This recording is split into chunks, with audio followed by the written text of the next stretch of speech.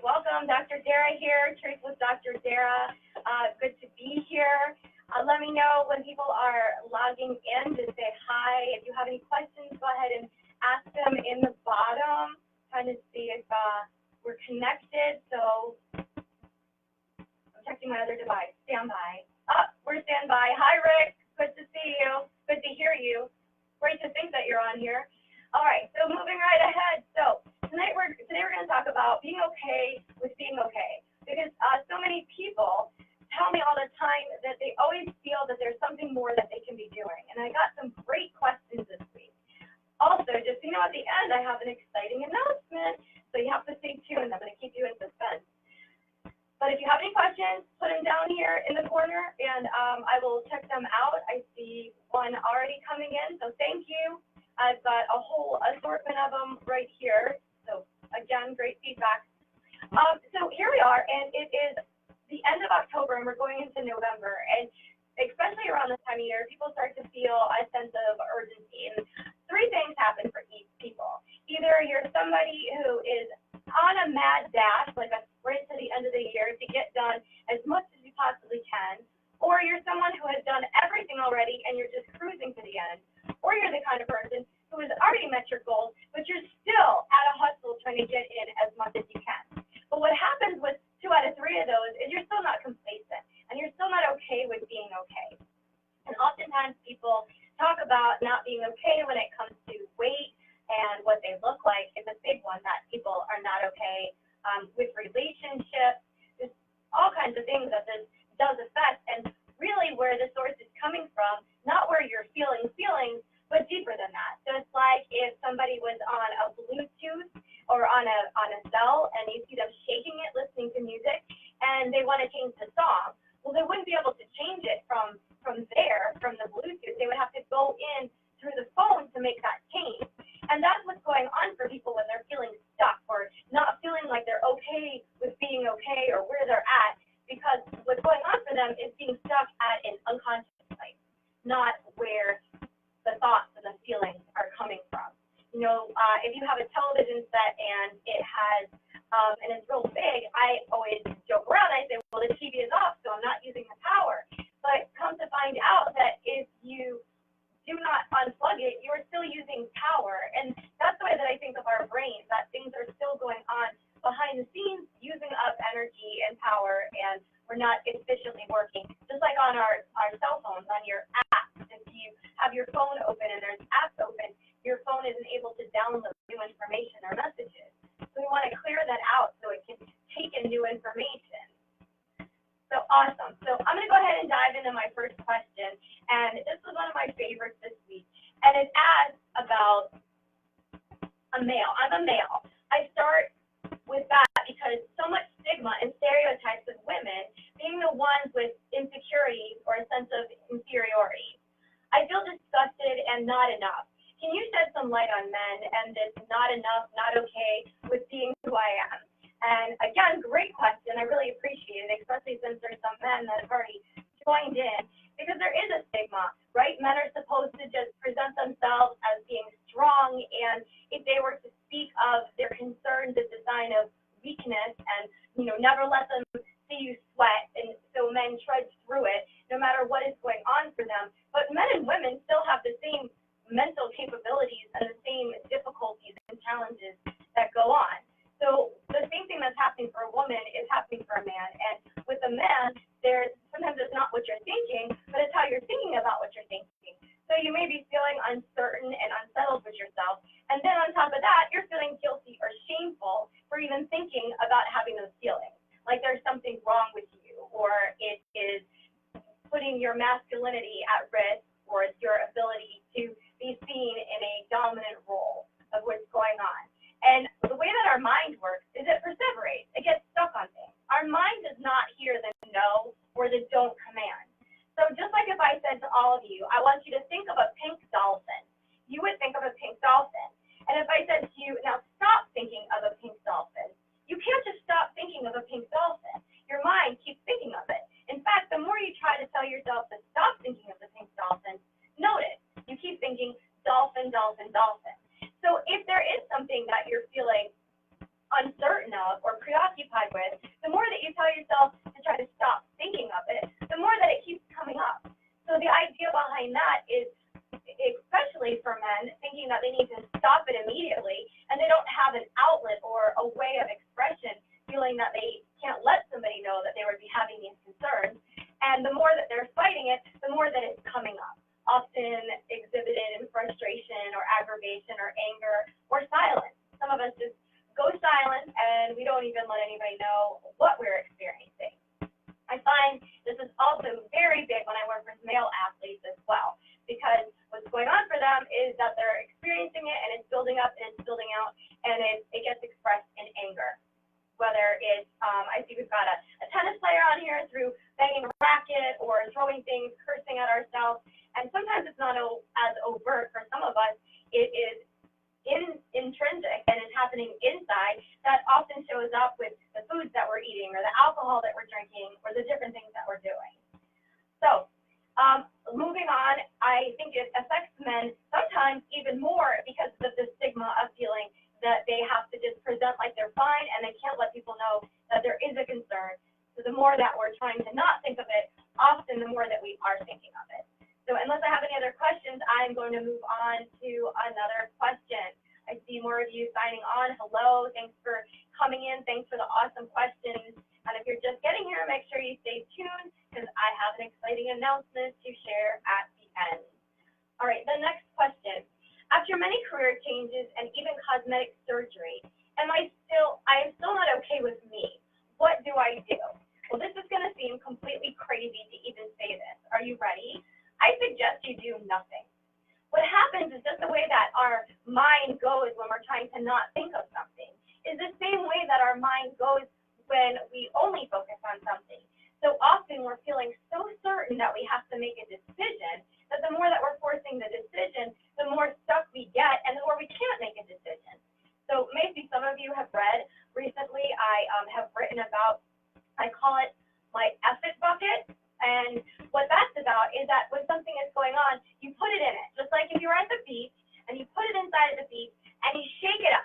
You shake it up and it goes into a sifter. And as you're shaking it up, whatever is of value and is of concern stays up top. And whatever is not of value just sifts out. What that translates into is we have responses emotionally because remember, fear or anger is a physiological response to perceived threat. So what's going on for us is an automatic life or death, fight or flight reaction. So that's where we want to make sure that we have awareness of that. So when I'm feeling something or thinking of something, it doesn't mean I have to do anything. So I take it and I chuck it in my F-it bucket. I put it in there, I let it marinate, I shake it really good, and I wait at least 6 hours, maybe even 24 hours. And then I see what is left over, what residual is left there. And then I know, with a clear head, a little bit further distance from it, of what I want to do with it. So then I can make a decision. And so somebody might be saying, well, Dara, what about when you're making big life decisions? You're going to love this response. It goes something like this. I know when I want something and I like something, I say yes. And there's no hesitancy in my response. I'm very quick to respond. But if somebody asks me a question or I have thought about doing something and I respond in a way that causes my eyes to cringe up or my face to cringle, something like this, the answer is no. It means we're not now. So you know when you know. Often it's culture and our society and the pressures of thinking that we should be farther along than where we should be. I automatically, what comes to mind for me is if somebody is questioning it, they're already indicating to me that they're farther along in the process of getting to the answer or the solution and finding where they want to be than they even think. So perhaps like what she asked was about cosmetic surgeries or physical changes with your body. Once again, sometimes it's not always about doing something. And hence the title, being okay with being okay. And oftentimes we think that there's something more that we need to do. And just sitting still and not doing anything about it creates more resolution, which is a strange question, especially since in my field, people come to you and they ask you to make solutions or make things happen. But again, the more you're making something happen, the more energy that's going towards it. Think about it if you had two plants. If you have one plant that looks really prosperous and has potential for flourishing, and your other plant looks pretty bad, kind of like how some of mine look. Now, if I had a little bit of water, I would have to choose which one I was going to use it. Would I want to put that water, even if it was a limited supply of water or an endless supply of water, would I want to put the water in the plant that I know doesn't have a chance of moving forward, of growing, of succeeding, or would I want to put the water in the plant that is not going to make it? I would put the water in the plant where I know it has potential. Think of your energy like that. You want to put your energy and your ideas where you have the opportunity to continue to get it to grow. So if I continue to focus on the things that I don't like, guess what I get? More things that I don't like. So one of the things that I suggest is you take a list, old school list, paper and pencil. If you want to be all, millennial, you can do it on your phone. But you take a list and you write the things down that you do like. So automatically you're drawing awareness and intention.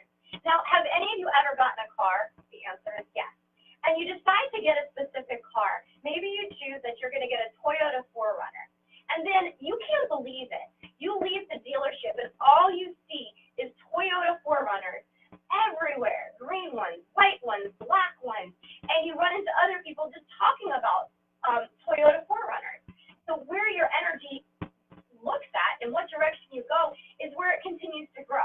And that's where we're headed, whether we're talking about the way that we want to look, the career that we want to move towards, emotions, feelings, stuckness. I see a few more people have jumped on, so hello to you guys. Thank you so much for coming, for hanging out with me. Maybe you're just waiting to hear my big announcement. I don't know. If you have any questions, please go ahead and put it down at the bottom. Oh, yay me for pointing in the right direction. Go ahead and put it in the bottom, and I will scroll down and be able to get that. So I'm going to move on to another question that I have right here.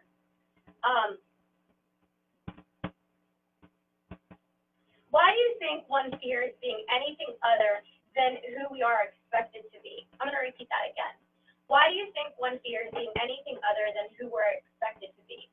Well, again, I think a lot of that has to do with cultural and societal expectations of fearing the way that we're supposed to be. But who says that we're the way that we're supposed to be?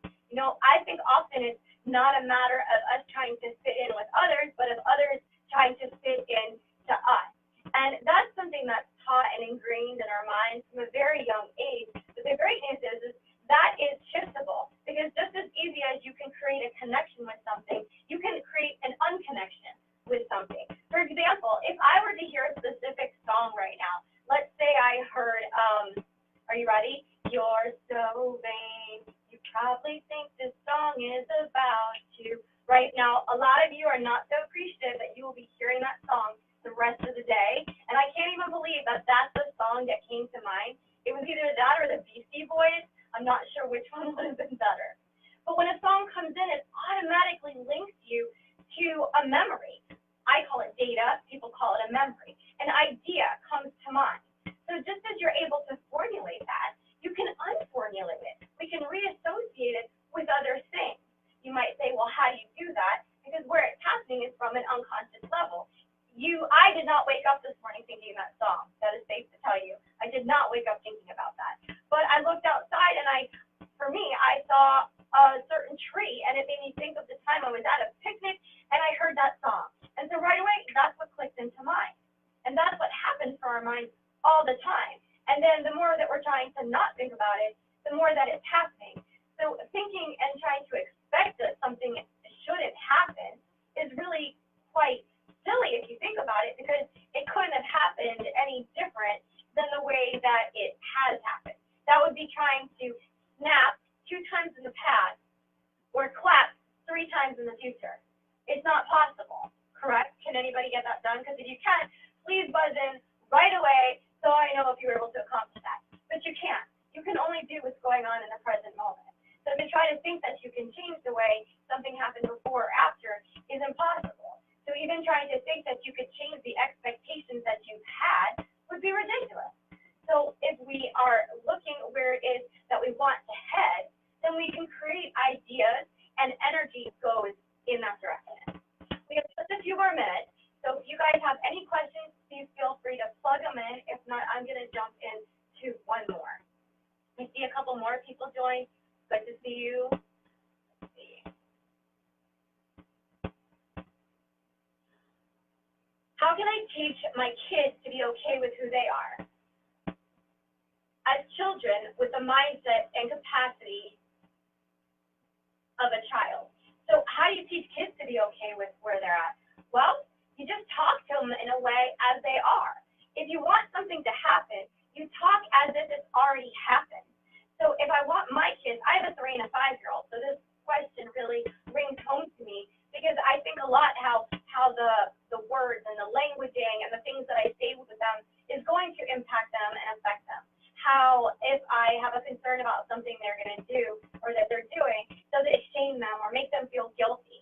So one of my rules of thumb, this thumb or that thumb, is I talk to them the way that I want them to be.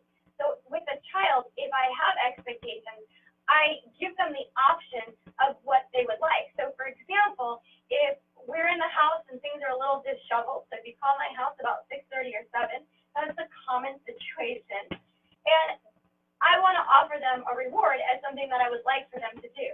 Well, I tell them that that's what I see happening, and I'm so excited that as they're cooperating with me and we sit down and we do our good listening, that we're going to have the opportunity to go and watch television or read a book or spend some time together. So I'm talking to them in a way that they can't resist. So I'm drawing energy in that way because often what happens for children is they are sensitive. Their perception is much different than what we think it might be. And a big part of that is also checking in with them because it's bio-individuality. Each child you have is going to react differently to every response that you have. I could say something to my son and his way that he is affected by it can be completely different than how my daughter is affected. So I check in with them and I ask them what they're experiencing or what they heard me say. That way we can connect on it and I can make sure that there's clarity. Because, you know, sometimes mommy is not always right and I do not always make the best choices too. And I just let them know and we just kind of slide through it and we learn together. And really, there's a child inside of all of us. So whether it is me talking to my child or my children talking to me, how they affect me still affects the kid at heart the same way that I am affecting them. So I want to thank you guys for tuning in. And are you ready? Drum roll for those of you who are waiting for my big announcement. No, I am not pregnant.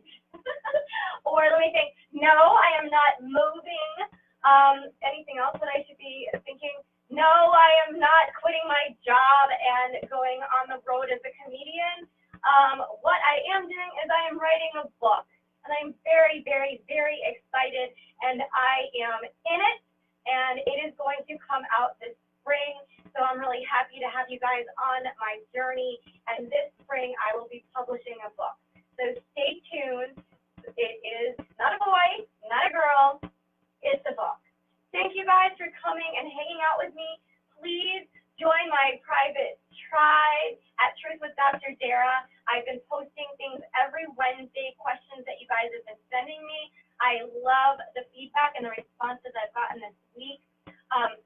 No question is crazy, silly, too sexy or raw. I am always here. You can email me, dara@drdara.com, and I am going to be looking forward to seeing you guys real soon. I will let you know when in November we're going to be doing this again. One of us is going to be taking a little vacation, right? Some R&R to refuel. So look out. Here I come. Take care. Thank you. And everybody have a great day.